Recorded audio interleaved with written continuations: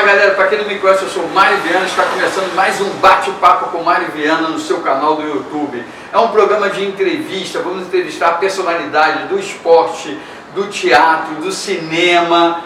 Você que é líder comunitário também tem uma história bacana. Entre em contato com a nossa produção 21 981 74 0078. E nós fomos privilegiados na primeira entrevista. Vamos entrevistar o Zico, o Galinho de Quintino. Para quem não sabe, ele passou por Nova Iguaçu com a sua família. Tem uma história muito bacana que você vai ficar sabendo. Então fique ligadinho no Bate-Papo com o Mário Viana no YouTube, o seu canal do YouTube. E não perca a entrevista do Zico.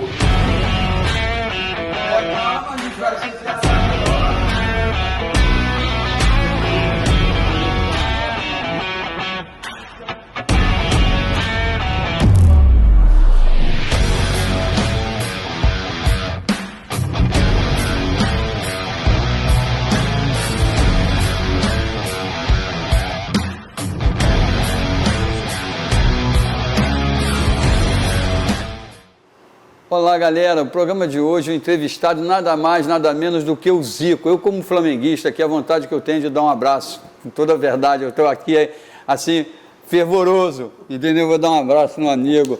E aí, o Zico está aqui ao nosso lado, né? O campeão mundial, o mundo todo conhece o Zico. Eu falo que a época do Zico é a época do Flamengo maravilhoso, onde todo mundo se abraçava, todo mundo... né, na rua se encontrava. Eu tenho torcedores de outro time que quando falavam, você vai lá entrevistar o Zico? Eu falei, vou, pô, manda um abraço para ele, isso é maravilhoso, né? Então, Zico, a gente está aqui, nós somos da Baixada Fluminense, programa Mário Viana lá no canal 2 da NET, a gente queria saber desse pedido que chegou até você quando você foi secretário de esporte no governo Fernando Collor em 1991, para o campo, né, para o espaço lá do Nova Iguaçu. Como isso aconteceu? Queria te dizer que é um prazer muito grande receber vocês aqui. Tenho um contato com Nova Iguaçu, a cidade em si, já de muito tempo, depois eu explico porquê. Feliz de saber que o nome do programa se tem a ver com o grande árbitro Mário Viana, porque foi um amigo que eu fiz lá na Rádio Globo, quando eu era pequeno ainda, né? E lógico que jogando na escolinha, ele foi lá dar aula de arbitragem para nós no Flamengo. Normalmente, as categorias de base, árbitros daquela época iam lá, ele, Gama Malcher. Que legal. E isso a gente não esquece. E lógico que meu pai, a família toda, as irmãs dele, minhas primas, moravam em Nova Iguaçu. E quase todo domingo de manhã, meu pai nos levava. Então, brincava lá, tinha uma casa de bicicleta, pegava as bicicletas, saía andando por lá. Que bacana, cara. Então, já tinha um relacionamento grande com Nova Iguaçu. E, lógico que, quando eu estava na secretaria, o Zinho, que jogou comigo, fomos campeões brasileiros em 87 juntos, me ligou e falando sobre se podia recebê-los. Tinha um grupo de pessoas lá do Nova Iguaçu que tinham... fundado uma equipe, queriam conversar comigo e tal. Tinha o Fala Fino, que é o Paulo César, professor, que levou ele para o Flamengo, né? E um dia um cara passando de bicicleta, me vê, eu jogando pelado ali com os amigos, o cara trabalhava no Correio, parou e ficou vendo a molecada. Eu tinha 10 anos, mais ou menos. Aí quando eu tô saindo, ele vem e nos aborda ali, fala, eu tenho um time aqui, o ICBU. Instituto Cultural Brasil Estados Unidos.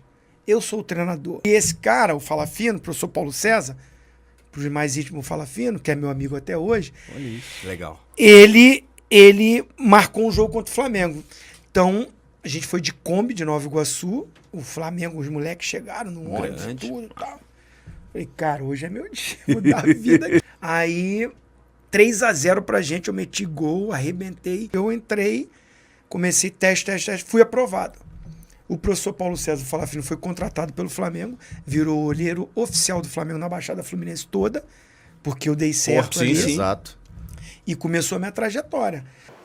E eu falei, tudo bem, marquei um dia com eles no Itamaraty, aqui no Rio de Janeiro, e batemos um papo. Tava o Jânio, o Jorge, tinha mais alguns. Eu lembro que me parece eram 11 ou 12 do grupo que estava fundando. E me contaram o que eles estavam querendo.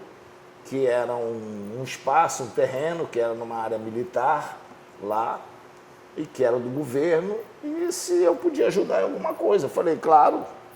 Quando eu fui para Brasília, uma das primeiras coisas que eu fiz foi falar lá, procurar saber quem era da área, para conversar e saber se havia possibilidade. Cara, não, disseram, uma área que não está sendo utilizada e tal, manda de conversar comigo e tal. Dei todas as informações, tudo.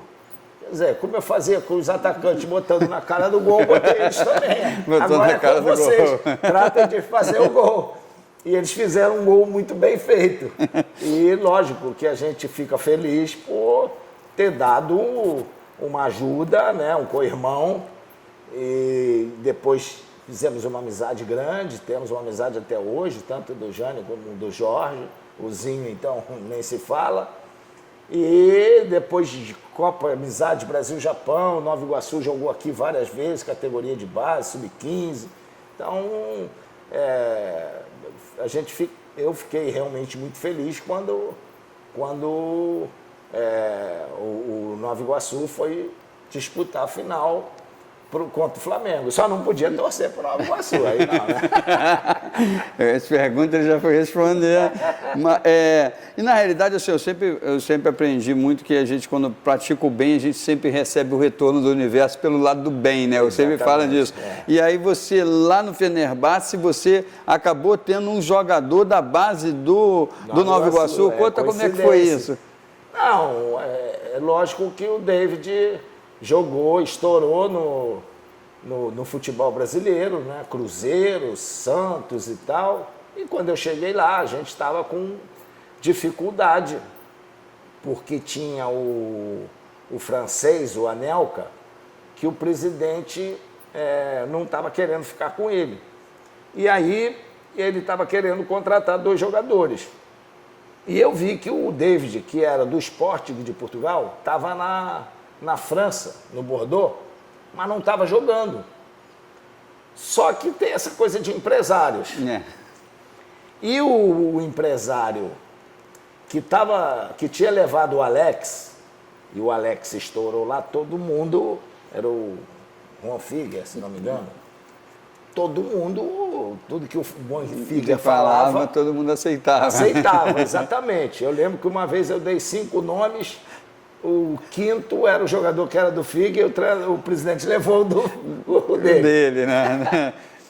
Então, ele tinha o Kesman, de centroavante, tinha um outro que tinha jogado era da seleção tcheca, não me lembro o nome, centroavante bom, mas ele andou tendo muitas lesões.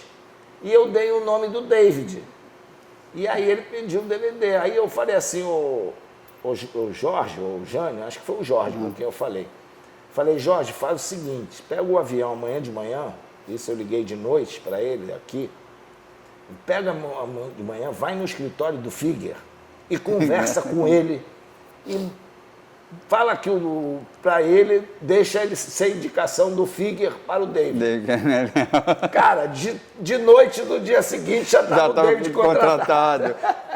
Pô, que legal, bacana. Então, e o David, fez uma campanha maravilhosa, foi um dos melhores na Champions League lá. Fomos campeões com o gol dele no último jogo, que deu o título, gol de empate contra o Trabzon. A gente jogava pelo empate. Quer dizer, a gente jogava pelo empate, não, a gente tinha que ganhar, mas o outro time acabou perdendo, aí o empate já nos dava o título. E ele que fez o gol de empate. Então foi legal, gratificante, o David, um grande amigo que eu fiz no futebol, que tenho hoje em dia, e soube que depois foi revelado lá. Pô, que bacana. E no dia 7 de abril, conta pra gente, como ficou esse coração dividido entre o Nova Iguaçu, o Flamengo? Não ficou, dividido, né? O Flamengo não fica dividido. Eu falei isso, cara. Eu moro em Nova Iguaçu, mas eu falei assim, que o Flamengo não dá. Não vou ficar triste. Lógico. Se o Nova Iguaçu ganha. O Flamengo já ganhou muitos. Tem estoque aí para ficar na sobra um tempo. Então, o Nova Iguaçu, lógico que é um time que se ganha não só Muitos rubro-negros também, pô, os caras fizeram um trabalho legal, mereceram chegar ali, então, sabe, não haveria tristeza pela conquista do Nova Iguaçu. E você, algum dia, quando você doou esse terreno, quando você conseguiu dar o caminho para o Nova Iguaçu, você pensou na sua vida que o Flamengo iria disputar o campeonato carioca com o Nova Iguaçu? Eu sou uma pessoa otimista, né? Eu, por natureza. Então, a gente sempre procura ver que o trabalho que está sendo feito por cada clube, ver que a questão é tendência a evoluir. É lógico que é sempre muito mais difícil. Eu tive lá, inclusive, visitando o CT, na época ainda não tinha o estádio. O estádio, né? Mas era um local que a gente via que tinha tudo para crescer. Problema que, às vezes, enquanto você não se torna um time grande em relação ao futebol brasileiro, você não tem uma ajuda. Tem que contar, às vezes, até mesmo com o poder público e tal, e isso fica na dependência dos outros, sabe como é que é, né? Complicado. Então, eu acho que, a meu ver, o pessoal da região poderia ter ajudado muito mais, né, os próprios empresários da região e tal, de poder fortalecer cada vez mais os times que fazem bons trabalhos, né? E até nós, como moradores mesmo da cidade, sentimos essa falta. Nós falamos, poxa, grandes empresas poderiam estar botando outdoor na rua, fortalecendo o time e fortalecendo o futebol em si. Eu fiquei triste, eu falei que não é possível, porque você vê o tamanho... Mas isso não aconteceu só com o Nova Iguaçu. Acontece com outros clubes que às vezes sobem e tal, de repente, aí não há uma continuidade e tal, aí muita gente quer tirar só proveito daquela situação. Então, é uma pena, né? Clubes que você vê que fazem bons trabalhos, revelando bons jovens, dando oportunidade a muitos jovens da região. Então, isso, você vê que o Nova Iguaçu nunca foi um time de pegar ex-jogadores, de levar para lá. Pode pegar um ou outro, mas sempre a base é sempre manter. A base manter, entendeu? Então, eu tive aqui, quando tinha o CFZ do Rio, tinha o Carlos Alberto, o que nós chamávamos de Mão Branca, nosso lateral, que foi técnico lá do Nova Iguaçu. Do Nova Iguaçu também. Então a gente conversava muito e tal sobre o trabalho lá, e ele era um cara muito agradecido à oportunidade que ele teve lá. Nós até estivemos entrevistando o professor Paulo César, e ele falou a respeito disso. Ele falou que, né, ele falou, Mário, a caminhada do Zinho comigo, como descobri, como o Flamengo apostou, né? Foi isso aí, onde teria essa oportunidade? Hoje você tem lá no Nova Iguaçu. E uma pergunta, você acha que a Baixada Fluminense, né, ter despertado esse talento do Zinho, o próprio Sheik, que também foi jogador do Flamengo, Roberto Dinamite, até o Albertão, você acha que tem espaço para mais times ali desenvolver esse trabalho de CT? Tem espaços, né? E a gente já teve, por exemplo, o Mesquita, né, que teve um bom período. O problema é que não há continuidade. Essa é a grande dificuldade.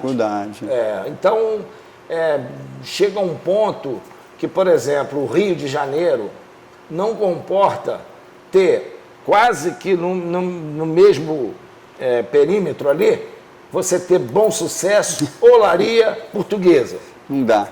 Entendeu? Entendi. Então seria melhor fazer um time de futebol mais forte. Que atendesse toda essa demanda. Essa demanda, exatamente.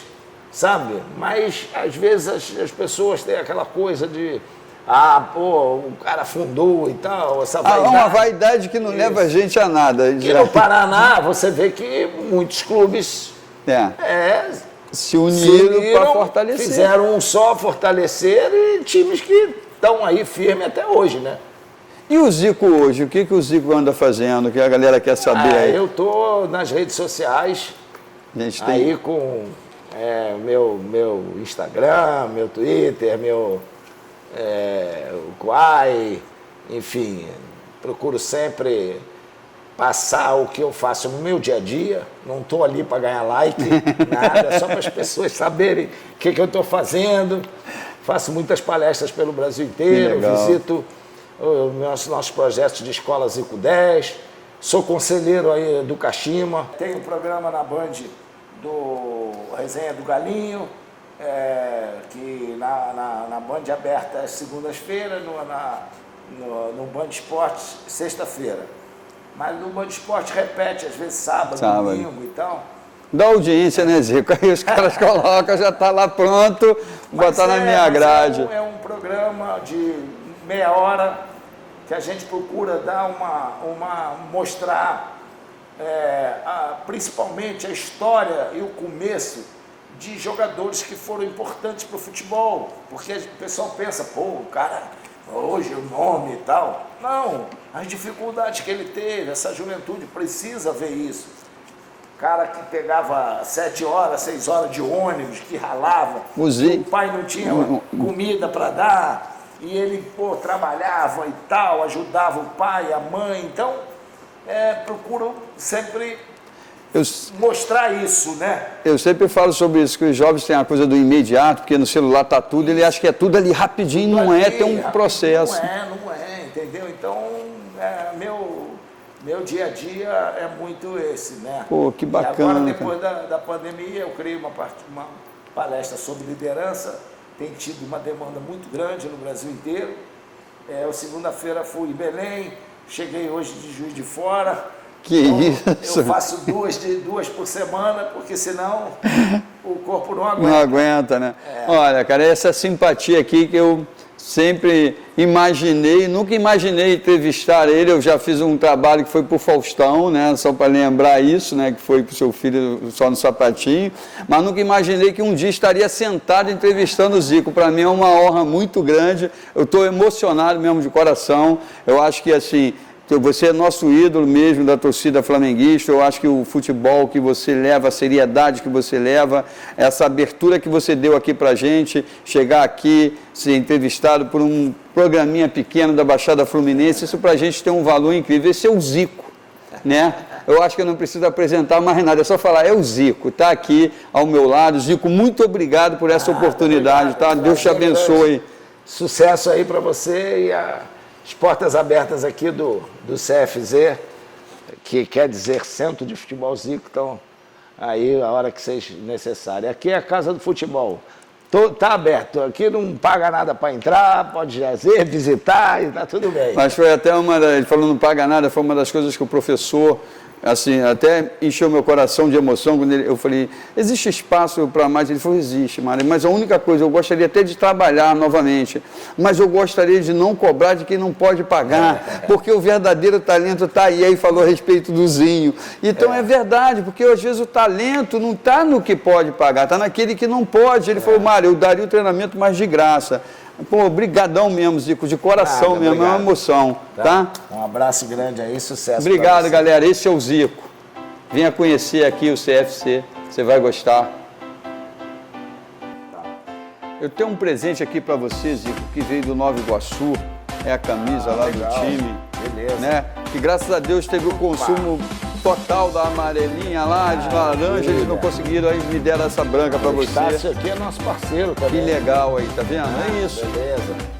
Ó, número aqui. Imagina, hein? Quadela do Nova Iguaçu. Não faça isso que a gente vai pedir. Mas o 10 que está lá é bom. Não, mas a gente vai pedir essa troca, pelo menos fazer um joguinho lá, um amistoso, não é isso, galera? Tá vendo? Tá bom, Zico? Isso é um presente lá nosso para você, tá, querido? Obrigado. Que Deus continue te abençoando, tá, meu amigo?